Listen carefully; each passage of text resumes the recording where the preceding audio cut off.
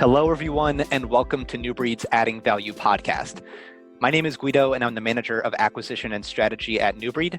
For those of you who don't know, New Breed is a customer acquisition agency focused on helping B2B companies grow and expand their business. And we do this by following the inbound methodology, which at its core is about adding value before extracting value. So the goal of this podcast is to bring you stories of how people add value to their customers, their company, and the individuals around them. Today, I'm excited to have Mark Kilens join the podcast. You are the founder of the HubSpot Academy, and now as the VP of Content and Community at Drift, you lead the blogging, editorial, social, Drift Insider, and hypergrowth teams. So Mark, I really appreciate you taking the time to join today, and welcome to the podcast. Hey, it's my pleasure, Guido. Really, thank you for having me, and I'm looking forward to the conversation. Yeah, I'm really excited to dive into this. And I know you're at Drift now, and I want to spend as much time as possible asking about some of the incredible things that you and the rest of the team are doing there. But first, if it's okay with you, I want to briefly talk about HubSpot Academy. Can you explain what HubSpot Academy is for those who don't know, and what led you to start that experiment back in 2012? Sure. Yeah, HubSpot Academy is the place to go to get education and inspiration around how to grow your business, mostly with inbound marketing, inbound sales, just using the inbound methodology. And it teaches people how to do that with HubSpot. And HubSpot has a plethora of free tools. The reason I started it is similar to what I'm doing at Drift now, where I believe one of the most important things a business, no matter if you're B2B, B2C, SaaS, no matter your vertical, could be big or small, should be doing is educating people. And education is, I would say, it's like almost a macro view of like content marketing and community building, because it provides people with real, tangible value, knowledge, ideas, insights that they can use for so many different purposes, and that you can use to help build your brand, help people understand why they should pay more attention to your business, right? That's kind of the whole point around content marketing and inbound marketing. Mm-hmm. It helps you build trust with people. So for me, we started HubSpot Academy as a way to help our customers be more successful with inbound and HubSpot. And it's all rooted in the notion of to help people, you need to provide them with value. And what's, again, the best way to provide someone with value in a scalable, low cost, yet high quality way? It's education. Mm-hmm. Yeah, I love that. That's basically the way that we do our marketing today. So we think about how can we educate the people that we want to be working with around how to do the types of marketing activities that they want to do to grow their business. If we can help them with that, that's great. If they become customers, that's better. But either way, we're helping that person become better at what they're doing today. And that leads me into my next question, which is one of the ways that people talk about to learn something is to teach it. So building the academy for you is like one of the best ways, I would imagine, to learn all of the types of concepts that the academy was building in the coursework and material that's provided in there. So what were some of the things that you learned over your time while you were building and managing the academy? Yeah, it's a pretty meta way to think about it, right? But yeah, the two best ways to learn something are either to do it or to teach it. Yep. That's like the vast majority, right? That's baked in science and a lot of study of human behavior and knowledge acquisition. So for us, it was all about how could we practice what we were teaching. So, HubSpot Academy was built using the HubSpot platform. We were doing, like to your point, all the things we were asking our customers to do. And now we're doing the same things at Drift, right? We're building Drift Insider. Mm-hmm. We're teaching people about conversational marketing. We're teaching people how to do that using the conversational marketing blueprint and whatnot. And really, I think you have to figure out how you can take what you're doing as a business, and you hopefully have a lot of credibility in doing that thing, mm-hmm. and use that as a platform to teach people. Mm-hmm. And I would also add really quickly that you should really include your customers in that content and teaching effort. Mm-hmm. We figured out how to build a marketing machine using content and community at HubSpot Academy. And now, we're taking a similar yet slightly different approach at Drift because of all the lessons we learned, and using that now to help people start conversations, which is even more powerful because people who learn together, I believe, will learn more effectively and grow faster. And so for us, one of the best ways to learn is by having a conversation. So we're now in the business of trying to help people, yes, learn using content, using education, but then connect with those people, help businesses connect with people. So the person at that business could be a BDR, could be an SDR, could be an account executive, could be a bot, can teach that person through a conversation how they should be thinking about this a little bit differently, sharing some ideas, how they could get to their outcome faster if they understood this thing better. So I think now with the power of conversations, it's going to take content and education to a whole new level. Yeah, I love that. And it's really interesting to hear you talking about the content and community piece. That was one of the questions that I wanted to ask, because what you're doing by starting those conversations, having Drift Insider and all of the other pieces that you're building to create that community is really fascinating. But to me, like the VP of content aspect of your title, that makes a ton of sense. I understand content, I understand building that, but building a community is a lot more, it's a lot harder concept to grasp in my eyes. Like I get pieces of it, but can you explain like how you actually go about building that community where people can go and learn from? It's a great question. It's a lot of people don't build a community correctly because they don't think about what outcome are they trying to get to. But even more importantly, what outcome are they trying to help the members of that community get to? I think outcomes are a really interesting way to look at things today, along with experiences. And, with your content, you have to think about, how does that experience or that person consuming that content, no matter what the format is, how is that piece of content helping them get to some type of outcome? It could be a small or a large outcome, and I can give examples of those. But going back to community, it's like, why you as a business are you trying to build a community? You have to start with that question, because community building isn't a thing you can do for 3, 6, 12 months and then say it's done and complete and you have a huge success. It's going to take a multi-year effort, if not longer, to build a community that the members really find value in and that the business is getting a payback on. So I think it's really that why. And then it's, well, what are you doing for the members of the community? I think of it as like a value or a unit of value. Like, what thing are you doing? And it's something that isn't going to be just like, oh, I'm going to set up a community discussion forum and people will just naturally start talking and it's going to be great. Like, that's how a lot of people try to start these communities. I think one of the best ways to start a community is through using one of two approaches. One is a more brand-centered approach, and Drift has definitely done that from the gate. Yeah. We have a community. Is it fully organized? Is it in the best possible place? No, that's why we're working on making it more organized and better and more valuable. But it's a very strong community because there is brand affinity. There is trust that has been built because of this brand work that has been going on for many, many years now. And there is a community. The other way you could do it is more of a content approach. And this is more of the way we did it at my past job at HubSpot and with HubSpot Academy, where you use content to, again, give people this knowledge, and you start to generate a lot of interest, a lot of people's attention, because you're giving away all this free knowledge and content and information and education. And then they're going to start doing something using that.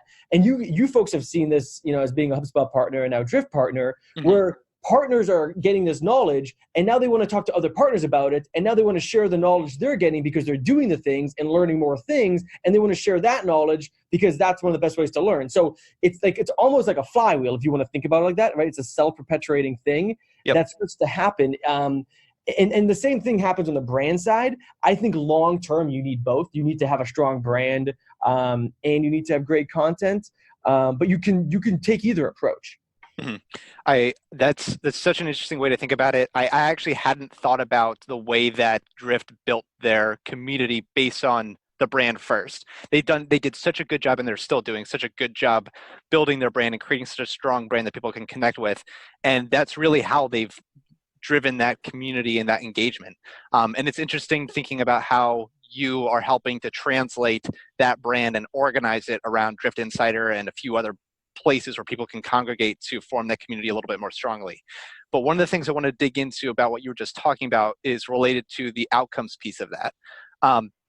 So you mentioned the business outcomes, and obviously that's important. But what do you think people or businesses should start with? Should it be, we're building this community for these business outcomes, or should they be thinking about the outcomes for the people within the community first?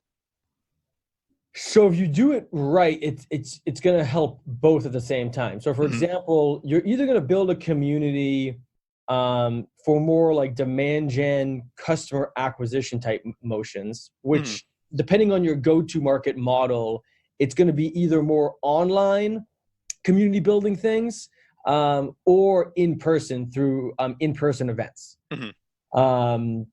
And for some businesses like Drift, it's definitely both. We're doing a mix of both of those things because we have inbound and outbound motions to generate demand and to monetize that demand. For other businesses, you might start, and this is more like on the HubSpot Academy side, HubSpot side, it was more about retaining customers and creating customer value and creating even like in some ways customer advocacy. But the retention piece is really important. So, for the business, that's definitely obviously, keeping those dollars. But really, if you have a model, again, goes back to your business model and what you sell. If you have a way to expand or sell more to people, sell more products or services to people, then it's very advantageous, of course, if you retain them and then teach them more things, make them more successful, make them desire more of what you're doing in terms of helping them get to those outcomes. And they want more of those outcomes. They, like, oh man, this is great. I want more of those. So for that, it's like, all right, great. You have to pick one of those things. Over time, what I've seen happen is they converge. They will converge because you want your customers talking to your potential buyers at the same time, right? Like your potential customers.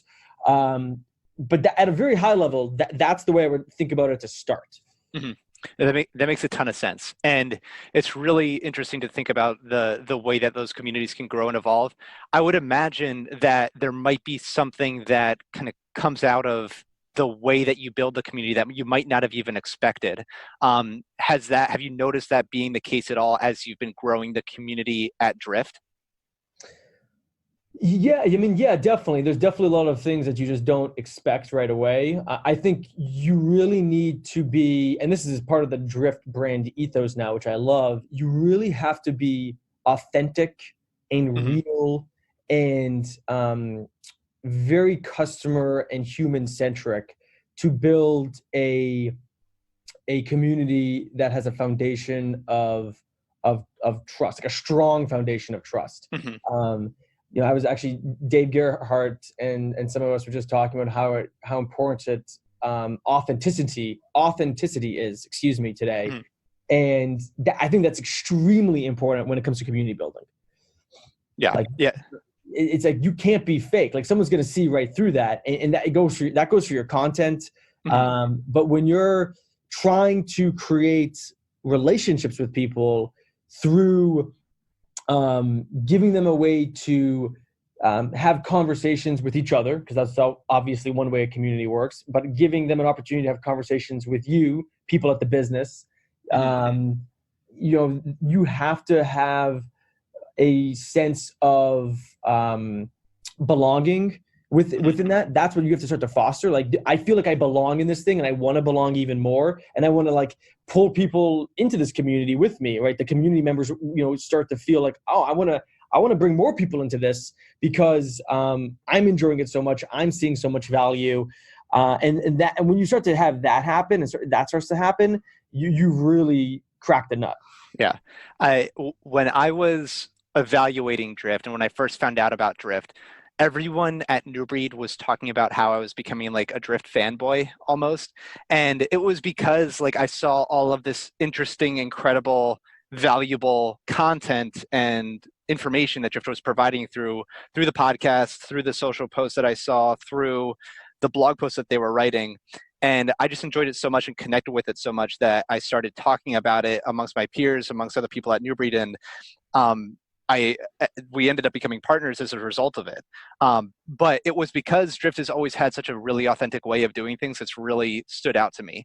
The first thing that I can honestly remember hearing about Drift and how they grew their business was about how it was about the day that Drift decided to drop forms from their website and go all in on conversational marketing. It was like they decided to prove the value of their product by building their own case study around it and growing Drift's own business through the use of the tool. And that alone just created that authenticity so that when Drift went to tell the story of how they did it, it was their own story. It wasn't like they were trying to fabricate something or talk about how it could be a great tool to use. They were proving it and showing you what it did for them. And now they've also been able to do that with all of their customers as well, and every other company that's seen value from it. It's really, really interesting to be able to see that actually play out in that way. I think that's important. I think that's a really important thing. I think I haven't talked about this as much as I used to. I probably should start talking about it more. Like, would you buy something from someone that doesn't use the product that they're selling? It'd be so hard to. I can't imagine doing that. No. Right. I mean, look at Amazon. Amazon is selling AWS because that's how they built Amazon.com. You know exactly. what I mean? Like, yeah. I don't know. There's a lot of company examples around this, right? Obviously, but like, I don't know. It's you have to question then, what is that business or person really selling if they're not using it? I don't know. And that brings me to my next point, or my next question about you and Sarah that I've seen all over LinkedIn. When you guys are sharing the tips and tricks that you've learned from using Drift yourselves on social media, when did you guys decide to start doing that, and what have you seen from starting that process? Yeah, so one of the things that I've been doing for a long time is video. Video has been something that I've been obsessed with for a long time. David Cancel is obsessed with it. It's one of the two big mega trends that isn't going anywhere. It's video and messaging. It's huge. They're becoming massive. They're just going to keep exploding. So I was doing a lot of, and actually I just did a LinkedIn post about this. I was doing a lot of produced video. So, well thought out video that used really good equipment, high-end equipment that I couldn't personally use that well. I would have to be trained on it, software that I couldn't understand. I would have to actually learn it. So that's like produced video. And now, when I joined Drift, and I was watching this well before I joined Drift, but what Dave Gerhardt was doing with, I'm calling like homemade video. Anyone can do homemade video now. You don't need any training. You can use your phone, whatever phone you have. They all have the cameras that will be suitable. The software is extremely easy to learn how to use. There's tons of different apps you can use. There's some cool add-ons to the camera. I just started to use a gimbal the other day. That's a sweet thing that allows you to create even better video experiences with your iPhone in my case. And I was like, Dave Gerhardt is talking all about this brand and marketing and giving ideas out, but like there wasn't someone at Drift talking about conversational marketing and Drift specifically and conversational sales. Those three things. I'm like, man, I bet we can do that as well using this approach of homemade video, getting people's attention and adding value in their LinkedIn feed. Helps with the brand, helps with community building, helps with the content piece. helps with a ton of different things. Because like at some point we're going to reuse all that content, and we do this in some ways today, but we're going to do it in a much better way down the road. Reuse all that content for many different purposes. Mm-hmm. So for us, it's like, again, long term. You as a marketer cannot think short term. Like if you think short term, you're going to miss so many opportunities. You got to think long term. Like, what am I doing right now? How is that going to play into this thing that I could do 6 months from now? Or you have to think about, all right, I did all these things over the last 6 months. How can I reuse those things in new ways, reposition them, maybe update them a little bit, repackage them, etc., to do something now in the next 6 months? So I think for us, it's all about, again, the brand piece, number one, being real and authentic. Those videos are just real and authentic. I mean, it is like, it takes me no time, Guido. Yeah. Like nothing. How much prep do you guys do before you do one? 5 minutes of just talking. Cause like, oh, it's five, maybe 10 minutes of like, hey, discussing what we're going to talk about and how we're going to do it. It's nothing. It takes from end to end, it's like 20 to 30 minutes for that entire video. Cause the Wistia takes a little bit of time to upload. You got to get the transcriptions. I sometimes have to, edit the transcriptions. Sometimes I don't do the best job editing, whatever. But again, that makes it more real and authentic. I think it's not perfect. It's whatever. Right. Exactly. So I don't know. I think it's awesome. I think anyone can do that. I think anyone, should be doing it. And now with Drift Video, we have this amazing free Drift Video product. You can now start a conversation with someone who's watching that video. It could be a one-to-many video, or it could be a specific video that you personally made for a person that's like a one-to-one video that you share with that person, and you can start a conversation with them, or they could start a conversation with you, the person who sent that video, right inside of that video experience, which is fantastic, right? It goes back to the point we made at the beginning of this conversation. To really help someone these days, you need both great content, you need a great brand, you need to be authentic and real. I keep using those words, but they're so important. And you need to start conversations and have conversations with your buyers and customers, because at the end of the day, that's what matters to them.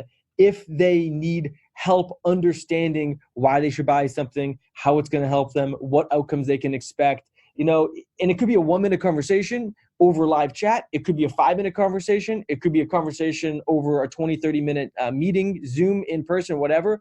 But for the most part, unless you're an e-com business, everything you do is going to involve a conversation in terms of trying to sell something or help your customers. So why not be at the ready to have those conversations? Yeah, I love the way that you guys and other companies, for that matter, have been using video to help bring that authenticity to life. Because writing out a piece of content has a great effect. I mean, you can be found through search through that, and that's great. But it doesn't allow you to see that person, experience who they are, and kind of connect with them in a deeper way and foster that relationship. Video just provides that in such a different and unique platform that I've seen, that we at NewBreed have seen a lot of value from, and a lot of our customers have started to see value from too. One of the other things I really like about the social videos that you've started using is you don't need somebody to leave LinkedIn or Twitter or whatever they're watching it in order to get value from the video that you're producing, right? Like the way that a lot of companies, I think about social media today, is we're going to publish this blog post on our website and then post it on LinkedIn and then hope that they click on that link and go back to our website. And that's not necessarily what those social tools are intended to do either. Like LinkedIn wants you to stay on LinkedIn. Twitter wants you to stay on Twitter. They don't want you to leave and go back to some other company's website.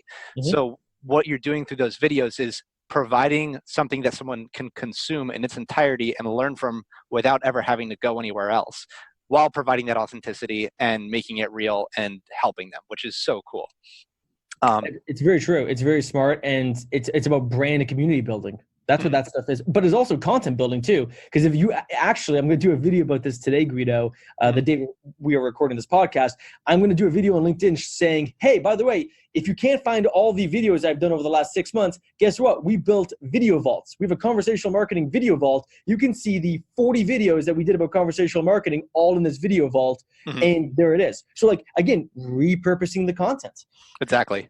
Yeah, I love that. I can't remember exactly when this was, but maybe a month or so ago, I was looking for one of the specific videos that you and Sarah did on the 3 types of playbooks that every company should be running.